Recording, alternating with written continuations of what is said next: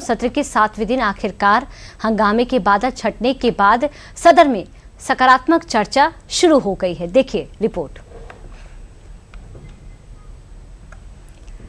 जहां पर कांग्रेस शासित यूपीए ने पॉलिसी वैक्यूम करा, वहीं पर अगर मैं जेनजी की भाषा को बोरो करूं, then I will have to say Modi ji clocked it and provided a legislative solution. But while Narendra Modi provided an anti-paper leak law, a very robust law, which today is being even more formidable, all that the opposition did was chase political opportunism. अध्यक्ष जी, फर्क साफ है, फर्क केवल सरकार का नहीं, फर्क सोच का भी है। संसद की मानसून सत्र के शुरुआती 6 दिनों का कामकाज विपक्षी हंगामे में धुलने के बाद आखिरकार मंगलवार को पेपर लीक से जुड़े पब्लिक एग्जामिनेशन संशोधन विधेयक 2026 पर जब चर्चा के आगाज के साथ संसद से हंगामे के बादल छट गए तो सदन का कामकाज एक बार फिर पटरी पर आ पहुंचा। तो बीजेपी सांसद बासुरी स्वराज ने एंटी पेपर लीक बिल लाने के लिए जेएनसी स्टाइल में प्रधानमंत्री मोदी के फैसले का समर्थन किया और साथ ही विपक्ष के हंगामे और विरोध के रवैये पर दुष्यंत कुमार के शेर के जरिए तंज भी कसा।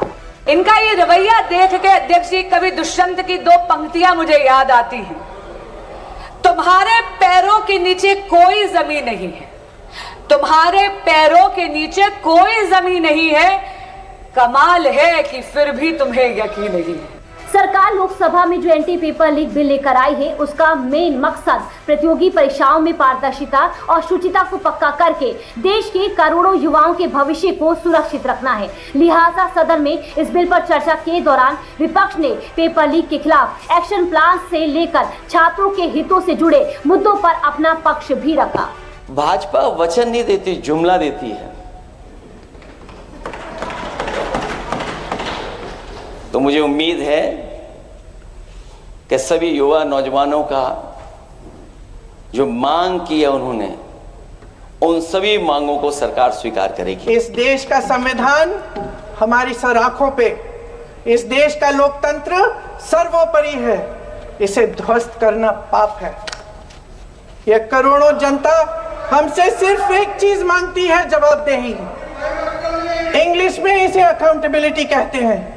हमें सत्ता देकर, हमें यहाँ तक लाकर सिर्फ उसकी ये गुहार है कि जो हम करें उसकी भलाई के लिए करें, और अगर उनके साथ अन्याय हो तो हम उनके प्रति जवाबदेह बने और उन्हें न्याय दिलवाएं।